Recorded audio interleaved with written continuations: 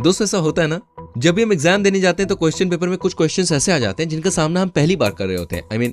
कभी हमने उन क्वेश्चंस को देखा नहीं होता है। देखिए ठीक वैसे क्रिकेट में भी कुछ ऐसे नियम हैं जिनका सामना खिलाड़ी पहली बार खेल के मैदान में ही करते हैं। क्रिकेट में कई ऐसे नियम हैं जिसके बारे में खिलाड़ियों को जानकारी नहीं होती है और जब मैच के दौरान वैसी सिचुएशन बनती है तब उस नियम को लागू किया जाता है।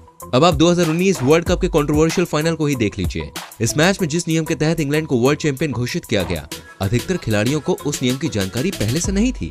दोस्तों इस नियम के अलावा क्रिकेट में कई और भी ऐसे नियम हैं जिसकी जानकारी बड़े बड़े क्रिकेट फैंस को भी नहीं होगी। इसलिए हम क्रिकेट के 10 ऐसे नियमों को ढूंढ कर लाए हैं जिससे ज्यादातर फैंस अनजान हैं। तो चलिए आज इस इंटरेस्टिंग वीडियो में इसी की बात करते हैं। Number 10, penalty rules. दोस्तों आमतौर पर पेनल्टी रूल्स को फुटबॉल या हॉकी का ही हिस्सा माना जाता है, लेकिन मैं आपको बता दूं ये रूल क्रिकेट में भी मौजूद है। क्रिकेट में इस रूल को कई अलग अलग कंडीशन में अप्लाई किया जाता है। यदि फील्डिंग साइड बॉल या पिच को जानबूझकर नुकसान पहुंचाने की कोशिश करती है तो 5 एक्स्ट्रा रन दे सकते हैं। इसके अलावा यदि फील्डिंग करने वाली टीम जानबूझकर फील्डिंग में देरी करे तो भी इस नियम को लागू किया जा सकता है। साथ ही अगर फील्डिंग करने वाली टीम के किसी भी खिलाड़ी की टोपी, हेलमेट या कोई भी इक्विपमेंट मैदान में पड़ी हो और शॉट मारने के समय या बॉल थ्रो करते समय बॉल इन चीजों से टकराती है तो भी बैटिंग साइड को 5 एक्स्ट्रा रन दे दिए जाते हैं और उस बॉल की गिनती भी नहीं की जाती। 2017 की चैंपियंस ट्रॉफी में हमने इस नियम को लागू होते हुए देखा। इंडिया और बांग्लादेश के बीच चल रहे इस मैच में जब धोनी ने बांग्लादेशी बल्लेबाज को रन आउट करने के लिए विकेट की ओर थ्रो किया तो बॉल ग्राउंड पर रखे उनके ग्लव से जा लगी। इस इंसिडेंट की वजह से बांग्लादेश की टीम को 5 एक्स्ट्रा रन मिल गए। Number 9, no appeals no out. दोस्तों आपको जानकर हैरानी होगी, क्रिकेट में बल्लेबाज के आउट हो जाने के बाद जब तक फील्डिंग करने वाली टीम अपील नहीं करती तब तक अंपायर बल्लेबाज को आउट नहीं दे सकता। भले ही बल्लेबाज क्लियर आउट क्यों ना हो, बॉलर और उनकी टीम के साथी को अपील करनी ही पड़ती है। आमतौर पर क्लियर आउट होने के बावजूद बल्लेबाज खुद ही पवेलियन की ओर लौट जाते हैं, लेकिन जब उनके आउट होने में संदेह हो तब वो मैदान में ही डटे रहते हैं और अंपायर के फैसले का इंतजार करते हैं। अंपायर अपना फैसला तभी सुना सकते हैं जब उनके सामने अपील की जाए।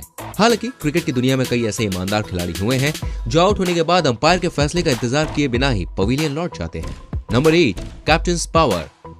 दोस्तों क्रिकेट टीम के कैप्टन के पास ये स्पेशल पावर होती है, वो चाहे तो विपक्षी टीम के आउट हुए खिलाड़ी को वापस मैदान में बुला सकता है। जी हाँ, अगर कैप्टन को लगे कि विपक्षी टीम का खिलाड़ी गलत तरीके से आउट दे दिया गया है या फिर वो इंजरी की वजह से या गिर जाने की वजह से आउट हुआ है तो कैप्टन आउट होने की अपील को वापस ले सकता है और खिलाड़ी को मैदान पर वापस बुला सकता है।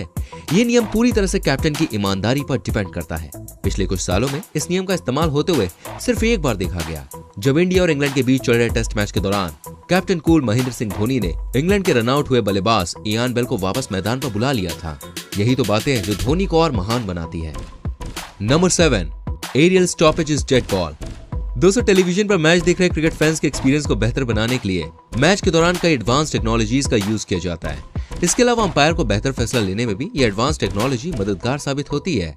मैदान के चारों ओर दर्जनों कैमरों के अलावा आजकल के मैच में ग्राउंड के ऊपर भी कैमरास लगाए जाते हैं। यदि किसी बल्लेबाज का शॉट ग्राउंड के ऊपर लगे इन कैमरास से टकराता है तो उस बॉल को डेड बॉल माना जाएगा। भले ही कैमरे से टकराने के बाद बॉल को किसी फील्डर ने कैच कर लिया हो या फिर बॉल बाउंड्री के बाहर चली गई हो, ये बॉल डेड बॉल ही मानी जाएगी।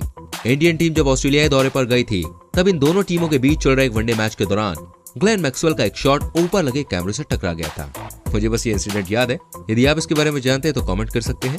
और जानिए एक और रूल के बारे में। Number 6, no bails rule. दोस्तों आपने भी किसी मैच में ऐसा जरूर देखा होगा जब बॉल विकेट से लग जाती है लेकिन अगर बेल्स नहीं गिरती तो इस सिचुएशन में बल्लेबाज नॉट आउट ही रहता है। जी हाँ, इस नियम को देखते हुए ऐसे ही लग रहा है कि बेल्स के बिना क्रिकेट मुमकिन नहीं है, लेकिन ऐसा नहीं है दोस्तों। एक खास नियम के मुताबिक बेल्स के बिना भी मैच खेला जा सकता है। यदि तेज हवा या किसी भी वजह से बेल्स विकेट पर ना टिके तो इस सिचुएशन में बिना बेल्स के ही मैच कराया जा सकता है। 2017 में अफगानिस्तान और वेस्टइंडीज के बीच मैच चल रहा था। इस मैच के दौरान काफी तेज हवाएं चल रही थी। हवा इतनी तेज थी कि बेल्स विकेट से बार बार गिर रही थी। ऐसे में अंपायर ने बेल्स के बिना ही मैच करवाने का फैसला किया। Number 5, not out on gloves. दोस्तों आमतौर पर हम यही जानते हैं कि बल्ले के अलावा यदि बॉल ग्लव्स पर भी लग जाए तो भी अंपायर बल्लेबाज को आउट दे देता है, लेकिन एक नियम ऐसा है जिसके अनुसार यदि बॉल ग्लव्स पर लग भी जाए तो भी बल्लेबाज आउट नहीं हो सकता। इस नियम के अनुसार अगर बल्लेबाज के ग्लव्स बल्ले से दूर हो और तब उस बॉल पर लगे तब इस सिचुएशन में बल्लेबाज नॉट आउट रहेगा। इसे लेग बाय माना जाता है। हालांकि ऐसा काफी कम देखने को मिलता है क्योंकि बैटिंग के वक्त बल्लेबाज के दोनों हाथ बैट पर ही रहते हैं। हाँ, किसी खास कंडीशन में अगर बल्लेबाज अपना हाथ दूर करता है और तब बॉल उसके ग्लव से लगती है तो भाई ये नियम उसके लिए फायदेमंद साबित हो सकता है। Number 4, double strike.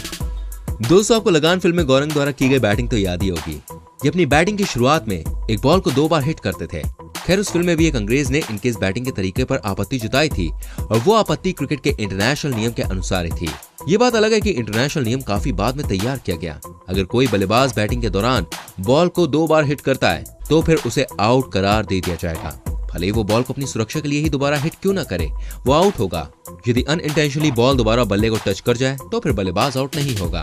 Number 3, mankading rule. दोस्तों, अगर आप मैनकेडिंग रूल के बारे में जानते हैं तो इसका क्रेडिट आर अश्विन को ही जाता है। वर्तमान समय में मैनकेडिंग रूल को सुर्खियों में लाने वाले अश्विन ही हैं। इस नियम के अनुसार अगर नॉन स्ट्राइकर एंड पर खड़ा बल्लेबाज बॉलिंग से पहले ही क्रीज से बाहर निकल जाए तो बॉलर विकेट पर बॉल हिट करके बल्लेबाज को रन आउट कर सकता है। 1948 में इंडियन बॉलर विनोद मनकड़ ने ऑस्ट्रेलिया के खिलाफ एक मैच में सबसे पहले इसकी शुरुआत की थी।